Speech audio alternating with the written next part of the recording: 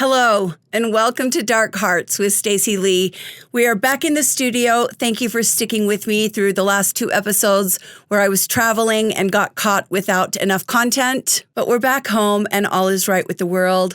I am in the process of redesigning my backdrop. I feel like this looks a little too corporate. I want a spookier vibe, so stay tuned. Today I have for you, honestly, this is one of the most disturbing stories I have researched this year. The acts committed in this crime are unimaginable, inhuman, monstrous, and they were committed by a man barely more than a kid.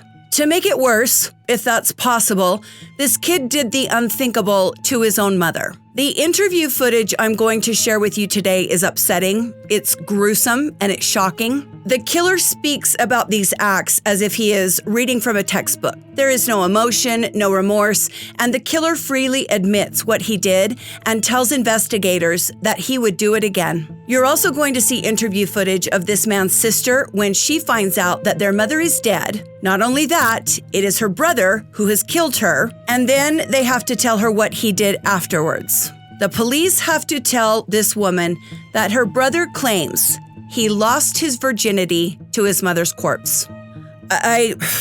We cover a lot of sick stuff here. This story is so bad that I figured the best way to tell it is to let you watch the killer. Today you are going to witness a monster speaking in his own words as he explains to the police that he prefers his women dead and that he is not interested in sex with a living woman. This is the story of Kevin Jazrael Davis. I lost my virginity to a corpse. Yeah, I just said that. Don't forget to hit the like button, subscribe to the channel if you would like to see more of this. I know you do, you little devils. You're just like me. I'm your host, Stacey Lee. Let's begin.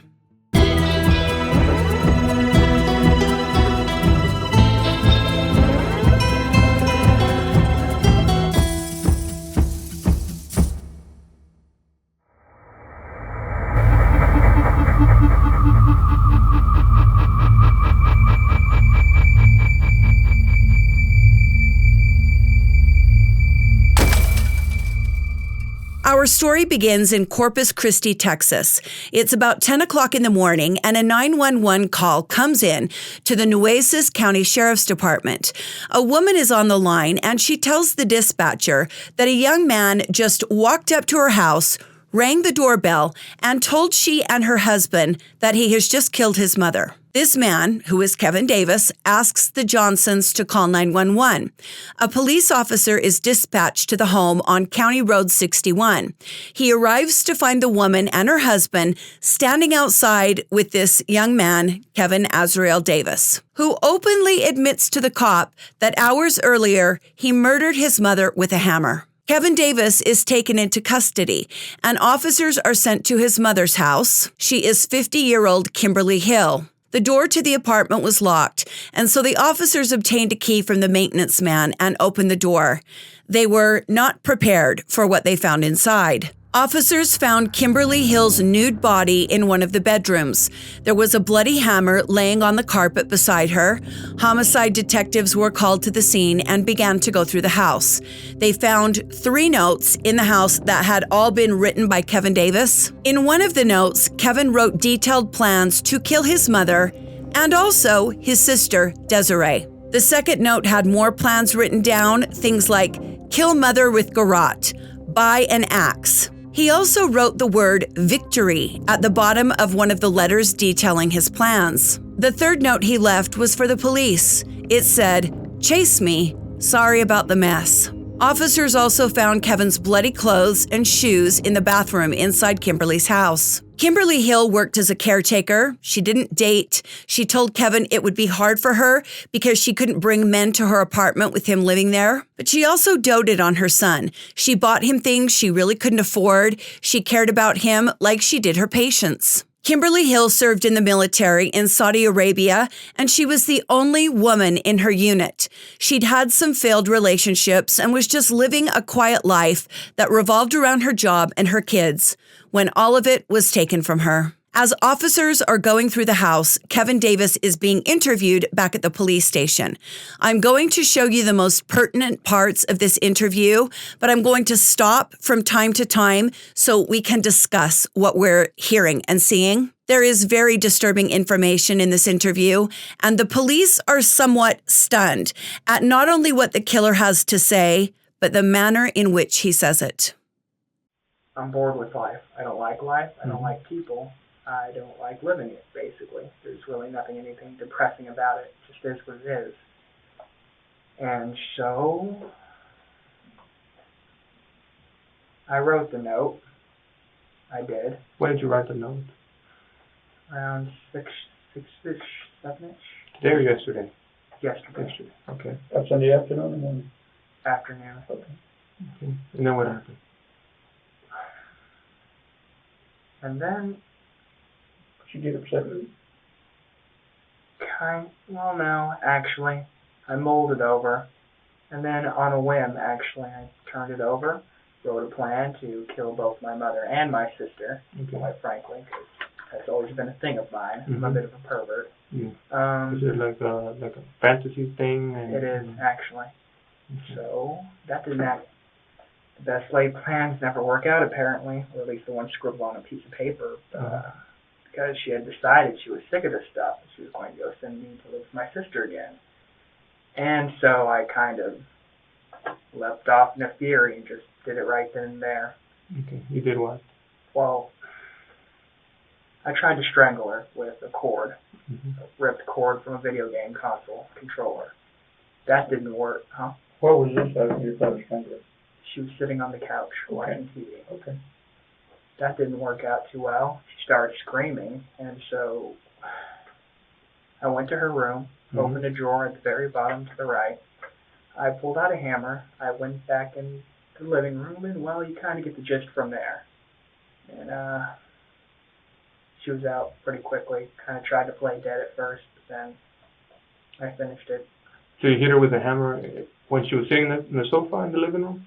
No. First, I tried to strangle her, and that didn't work. Right. She grabbed the cord, so I raced back into her room, grabbed the hammer, came back out, and then did it. Okay. How many times did you hit with the hammer in the living room?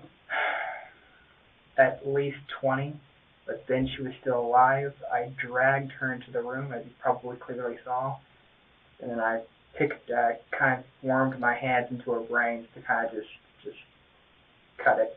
She was still snoring. Okay. So she was still alive? She was still alive. Actually. And you went in there and you kind of grabbed those brains? Yeah. Finished it. All right. Did you use a knife on her? Actually, I was going to, but no, I didn't get to do that. Did you, I guess you never got to stab her with a knife? No. It was all with the hammer? It was all with the hammer in my hand. Where did you hit her with the hammer? The head. All in the head area? All in the head, I believe. I may have gotten her hand because she was covering herself. Okay. Is this in the front or the back of the head? Top, back, mainly. No, actually the entrance wound is around yonder somewhere here. Okay. And then, so when you dragged her to the living room, to the bedroom, you kept on hitting her there? Yeah, I kind of. That's where that's when you reached in and grabbed her brain? Yeah, I kicked at it a bit. Then I just, that was kind of silly, but then I just decided to reach in and kind of just do it. And then what did you do after that? Then I had sex with her corpse. You did? Okay. Did you come inside her? I did, actually. Have you ever done that before, like had sex with her? No, I haven't, actually. This is just the first time? Oh, yeah, I lost my virginity to a corpse. Okay. Did you change in the bathroom? I did. I took a bath before then. My penis really, well, that's a little personal, but yeah, I needed to clean it off, and so, and then I changed, yeah. Okay. How about your sister? What's your sister's name? Desirae Hill. Is she okay? She is okay, yeah. Okay. Where does she live? At an apartment actually very near here. That big kind of Hispanic thing, like Spanish-looking building. It's an old apartment complex with a code. Was it a fantasy of yours to kill her as well? It was. Did you write down that on your note? Oh, I did, actually, but I decided against it because, well, I'd had my fill of killing. Seemed a little much, Mm-hmm. a little too excessive. Yeah. So after you went in and you killed her, and you made sure that she was dead by grabbing her brain, moving it around, then you took her clothes off, or was she already unclothed? Actually, I had to drag her by her clothes to get her in there. It was very laborious, actually. Mm-hmm. So she's a pretty big woman, she's heavy. Yeah. Is she your natural mother? Biological mother? Yeah, actually, she is my natural mother. Mm-hmm. I take after my father. Okay. Hey, what kind of thrill did you get by having sex with her? I'd always loved my mother, I guess in the wrong sort of way, but a kind of love, I guess. Maybe some rage. Okay. Maybe just a little. But In a Freudian style? Freudian? I kind of get where you're coming from. Sure, why not? Yeah. All right. Have you killed anybody else before? I have not. You just fantasized about it? I just fancy, yeah. What got you to this point? Tell us about what got you to this point. Did you hate life? You wanted to commit suicide? Oh, what did you say about when you told her you wanted in a roundabout way to commit suicide? She said no. She said yes. What did she say to you? She said, basically, I'm a grown man, and what I do, she can't really stop me. She was distraught over it, of course. I mean, Of course. yeah, she said she'd cope with it. I mean, if you kill him, that's kind of why she wanted me to go away, why she called my sister to come pick me up, and that's kind of why I just left. So at that point you got pissed? Not necessarily. I just knew it was time to act now or never. How long have you had these thoughts in your brain? It's around my preteens, actually. Mm-hmm. Yeah. Do you ever seek any kind of medical attention, psychological? You feel that you can cope with that? Nope, I never really sought help, actually. Mm-hmm. I just accepted it as a part of me. I wasn't really ashamed of it. Mm-hmm. It just was what it was. Let's talk about the notes that you wrote. How many notes did you write? 3. 3. There was one in the living room. Yeah. That one was addressed to who? Desirae, my sister, because I knew she would. She's a good girl, but rather sensitive. I knew she would lose her head if she kind of saw that. You remember what the note said? Keep your head. Hurry. She might still be alive, although I highly doubt it in parentheses. Mm-hmm. Something along those lines. Yeah. Sincerely. But when you wrote the note, you knew your mom was already dead. Oh, yeah, I knew it. And, you know, So it was you're kind just of messing with Desirae by writing that she might still be alive? yeah, my sick sense of humor. Okay. I was pretty well off my rocker by then. All right. And then there's a second note in your mom's bedroom. What did that one say? Do you remember? Shakes me. Was that addressed to the police or to who? I was in a very playful mood at the time. Okay. I just wanted to run. Just wanted to see how far I could get. But Yeah. So yes, we just watched this 18-year-old kid say that he beat his mother to death with a hammer and that afterwards he lost his virginity to her corpse. Among other disturbing things, he tells the officers that he hates people and that he will kill again if given the chance. You heard the police talk about the 3 notes Kevin wrote, one to his sister, one to his dad and sister, and the last note for the police. And in that note, he talks about how he wants the cops to chase him. After Kevin committed this horrible murder and act, he got on his bike with plans to head to the bus station to get away. He had planned this getaway, but for whatever reason, when it came time to carry out this getaway plan, Kevin instead went to the Johnson house and asked them to call 911. I find his thought process so bizarre. And you know, we like to study the killer in action, which is why I'm playing you so much of this interview footage for today. This is a very strange person who you can't help but feel a little sorry for, at least before he did what he did. He has no friends. He's never had a girlfriend. He even told LaWanna Johnson, the woman who called 911, that her giving him a drink of water was the only nice thing anyone had ever done for him. That's really sad.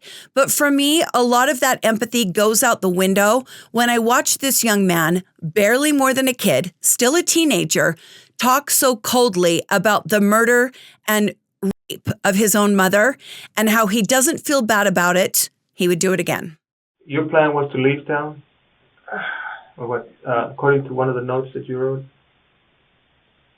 Oh, yes, But a bus, actually, yeah, taking the Greyhound bus. I was going to try to get out of the state or anything, really. Okay. But I guess something else happened. You ended up at somebody's house?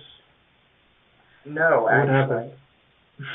I told you my plan was foiled because she talked to me. She said my sister's going to come pick me up now, like in a few minutes, Uh-huh. go live with her, and that's when I said it's time to act, now or never. I see. I just went over there to their house to use their phone, and then I was using their phone, so I thought I might as well tell them when they asked me questions. I mean, they had questions on using their phone. And Where was this at? Where did you end up at? ultimately, I ended up in the backwoods of a ditch. Here in town or out of town? Robstown. In Robstown. How did you get over there? In Corpus Christi, I biked halfway, and then I got to the train tracks, and then I ditched the bike in the thick woods, and then from the train tracks, I just walked. To Robstown? Yeah. Okay, and then you came up to was it like the first house that you saw, or how did you go to this house to ask to use the phone? Initially, my plan was just to run as far as I can, but then I ended up crying my eyes out in like the thick woods, like, what did I do? And I realized, you don't know what you lost till you've already lost it.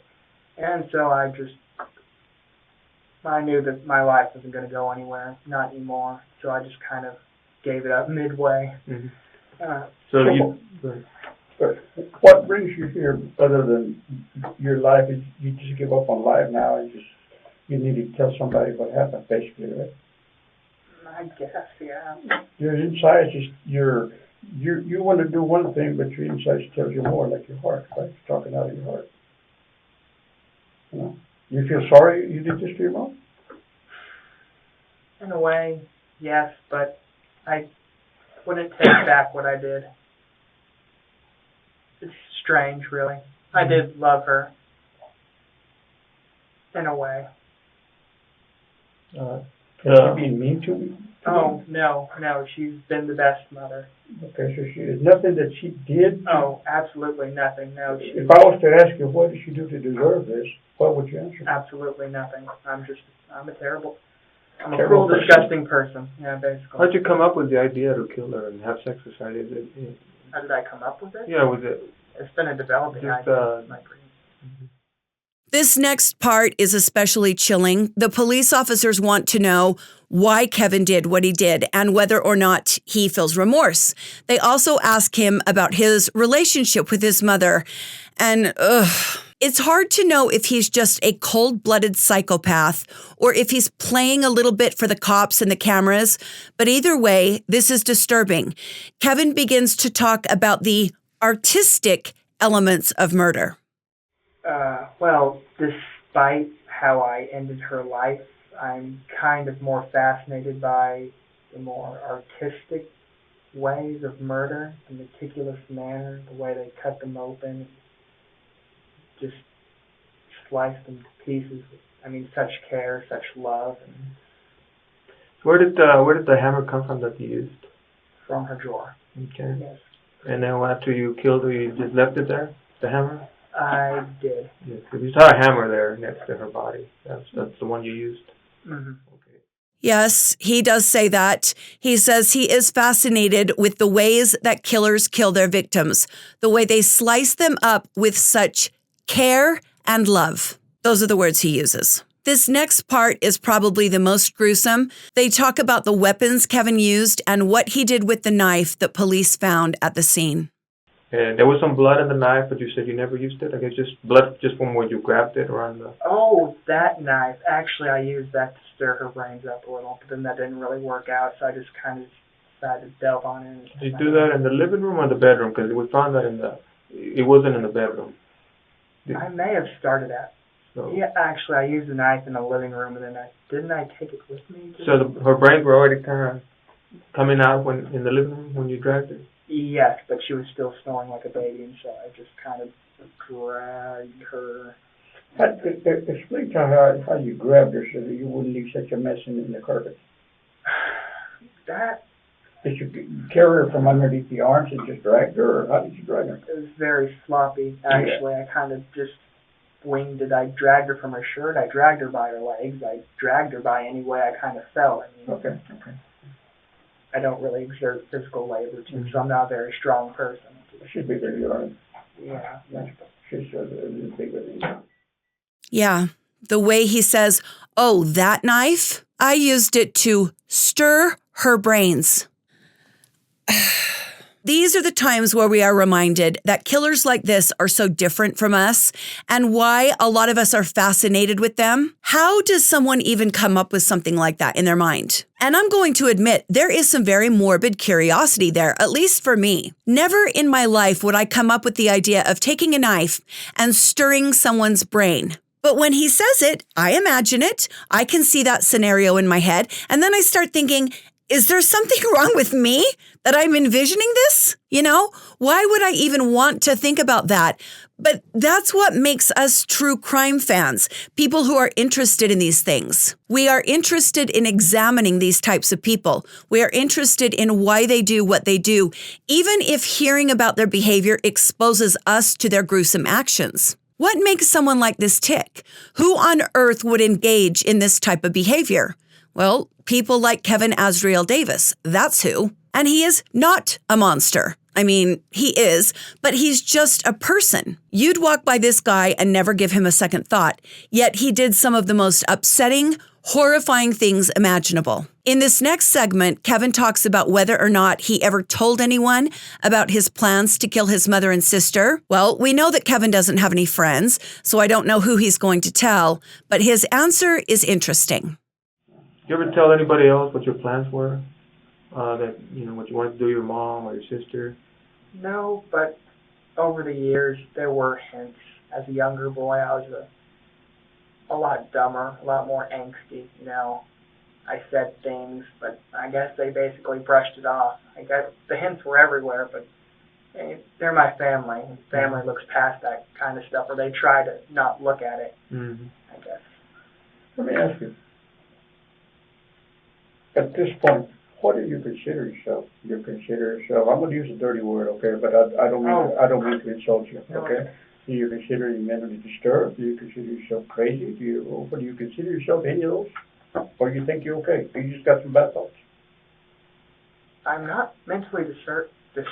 I mean, I'm sane. I know exactly what I did. I know that it's wrong in the traditional sense of wrong. Hello. It was just a fantasy you had, and you had to carry it out. Yeah. Not yet.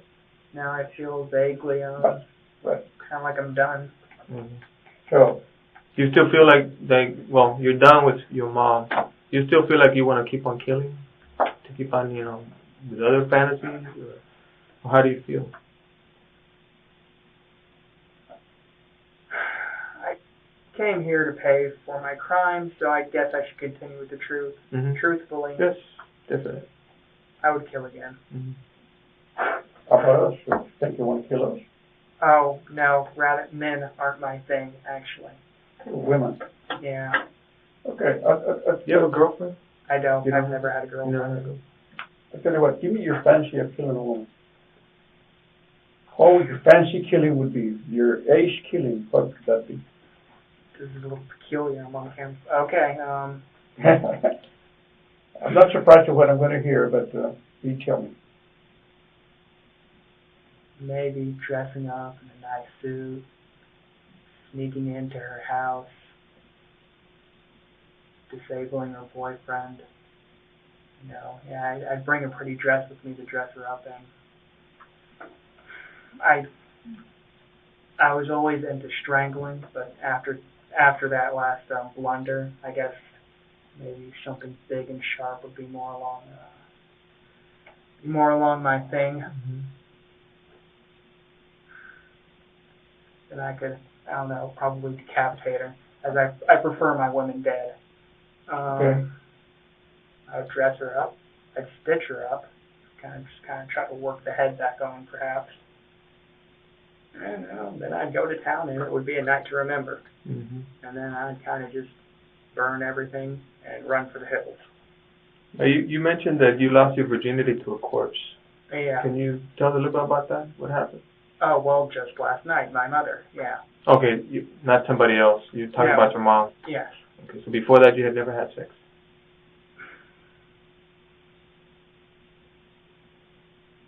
Well, I guess since I'm being quiet about it, I might as well tell you now. And it's on the note too, the PS part. We used to have a gray cat named Claire. Oh yeah, bestiality is a thing of mine too. Now you know. And so I strangled it, I drowned it, and then I cut it open, and you know the rest. You kind of get the rest. You had sex with the cat, with the dead cat? Yeah, ripped it open, stuck it in there. Yeah. You ever had sex with a live person? No. No. So that your thing, having sex with a live person, that doesn't turn you on. It's dead thing, dead person, dead animals. That's what turns you on. I don't necessarily mind. I don't have standards or morals. Body's a body, and in the end, it's a piece of meat. I guess it's harsh to say, but no, I don't necessarily mind. How about the idea of hurting yourself? Do you have the same idea now? Huh? Do you have the same idea that you want to hurt yourself, commit suicide? No, it's over for me. I'll face the music. Whatever happens, happens. Yeah. There's not a happy ending for me, definitely. Well, tell me, what do you think should happen to you? What do you think your punishment should be? Whatever the judge, the people, the jury deems fit. I can rot, I can suffer for years, or I can be given the death penalty, whatever they think is for me. What do you think you deserve? Killing your mom? Having sex with your mom? I deserve to rot and suffer. I mean, it is what it is. I don't really know what to say. He just made so many horrific admissions in that clip, I don't know where to begin. He says that yes, he showed red flags and his family overlooked them. That in itself is a huge topic. He says that he fantasizes about the perfect sexual experience, which includes decapitating a woman, dressing her in a pretty dress, sewing her head back on, and then going to town for a night to remember. I mean, you know me and my big mouth, but I'm almost speechless. We could talk about any one of those admissions for days. And then he throws in a little maternal necrophilia, after which he tells the cops that he murdered the family cat and with its dissected corpse. It's my whole literal job to talk here, but I'm kind of at a loss for what to say. What do you say to that? And then the way he delivers it so nonchalantly is, I don't know.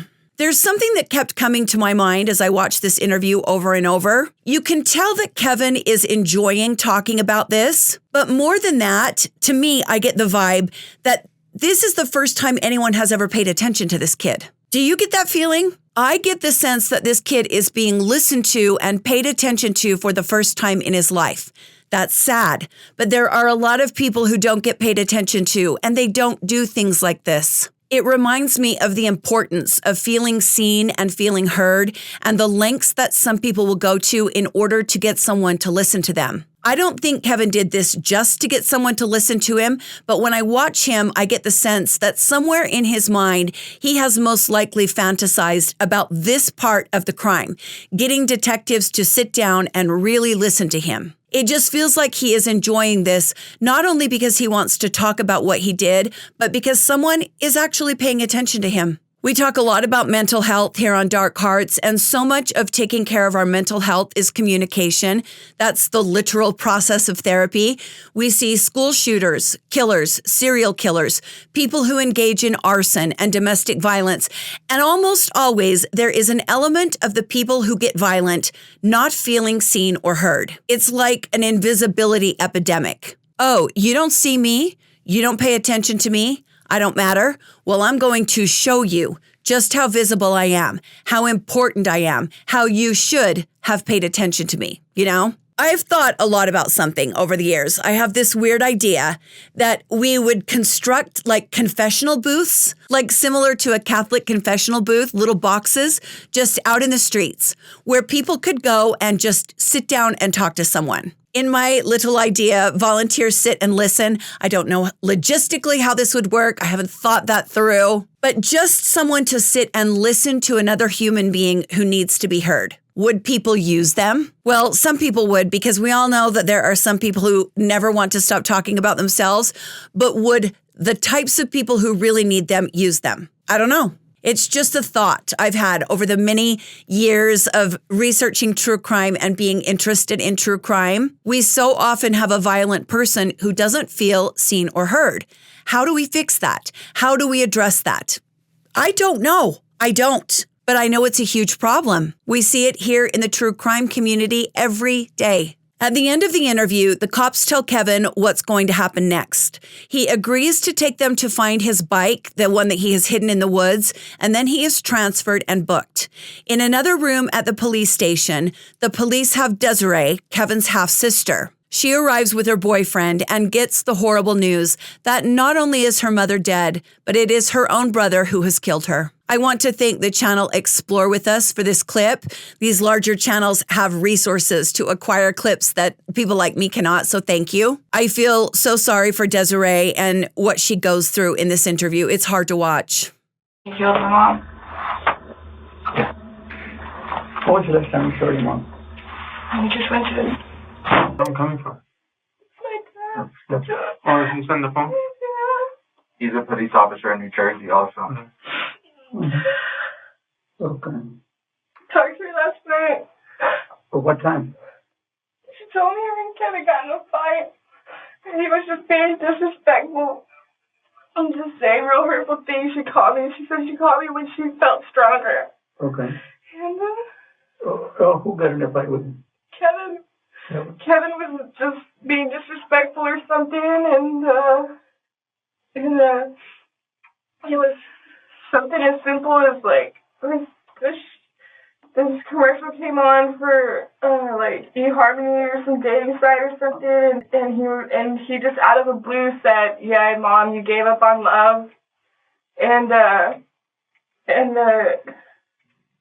she said, "No, Kevin, I didn't give up on love, but even if I wanted to find love and I couldn't and have anybody over because you're here."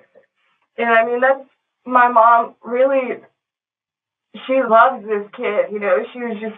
It's not like they had a horrible like relationship. He just. Mm-hmm. He really.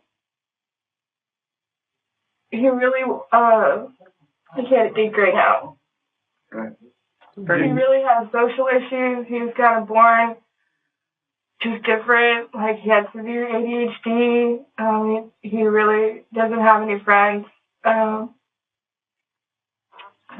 dad is no good, you know.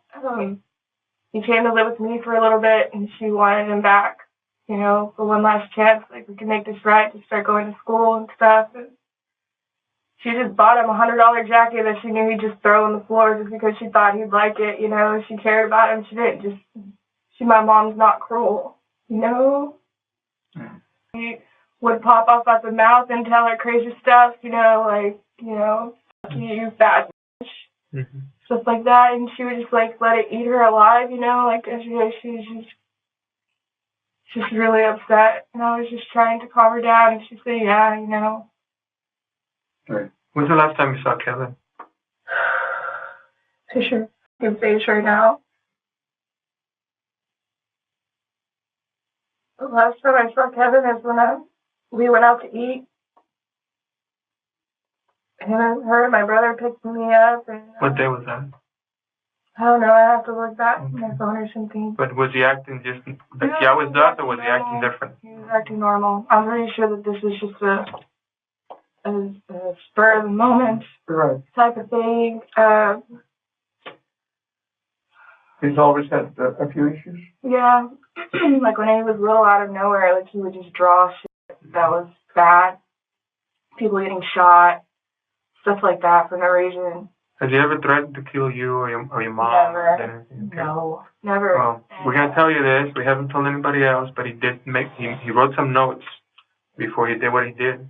Oh, we're wow. worried about you because Okay. You were on the list. he was planning on killing your mom and killing you. and then leaving town. Crazy. Yeah. Well, it's not. He admits it's not crazy. He admits it. You know, It was a fantasy. He's got issues. He's got Shut issues. the f up. Yeah, he's got issues. That's what he says. Holy. That's why I was worried about you. I wanted to make sure you were okay. And he said he hadn't hurt you yet. No. Yet. My mom did not deserve this. No. I was telling her last night, you don't deserve this, you don't deserve this. And she was just like, yeah, I don't. I really don't. Okay. I'll tell you what we're going to do. We're going to give the medical examiner your information. Okay? And what you need to do now is... I look her. Yeah, how much family... My mom, this is fucked up. This is it. This is them three here. Yeah, this was my family. It was my mom You need to and my do brother here. anything you want to ask for us. What you think? We may have an answer if you want. How is she? No, I don't want to hear that right now. Really? All that matters right now is she's 6'5". I'm pretty sure he probably put it in the worst way with a hammer. He stabbed her to death or something. I don't know. How was my brother during all this? Was he just straight-faced? Yes. He's here in another room. Okay.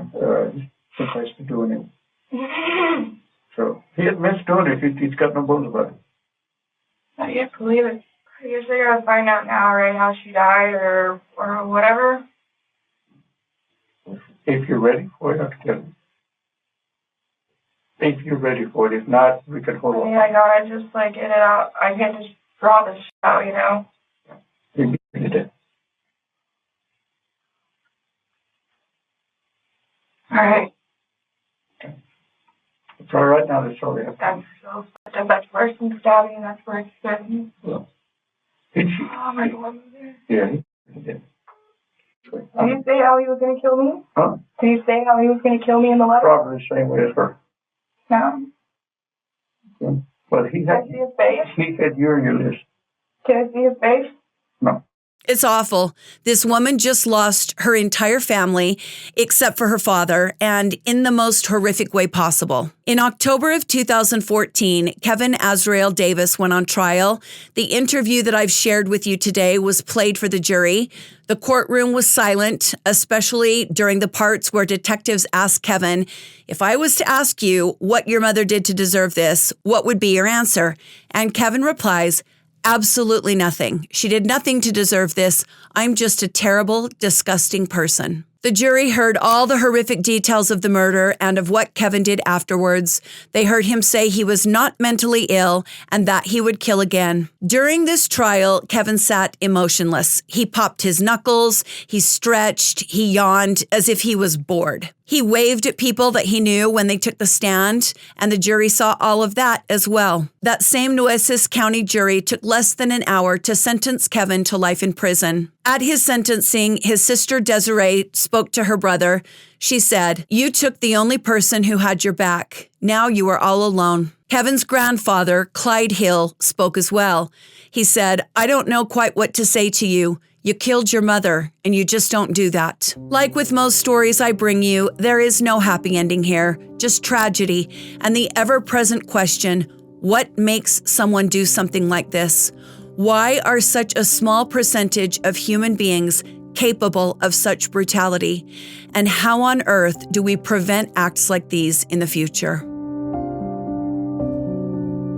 Thank you for joining me today on Dark Hearts. I sure appreciate you spending a little bit of your day with me, and I hope you are okay after that story. I'm not going to lie, I had bad dreams after I researched this one. I want to give a special thank you to my patrons. If you join my Patreon, you will get bonus content that you cannot see or hear anywhere else. You know about my podcast, Dark Hearts with Stacey Lee. It is on Apple, Spotify, and Amazon. It's doing really well. I'm very happy about it. I post brand new episodes every Monday and Wednesday. And don't forget about our fundraiser. If you watch this short video, you will learn how our community is raising money to donate to police departments that have cold case DNA in storage that has never been tested. We are trying to help solve some cold crimes, and a few bucks from a lot of people goes a long way. 100% of your donations go to the cause. I hope you're well, my friends.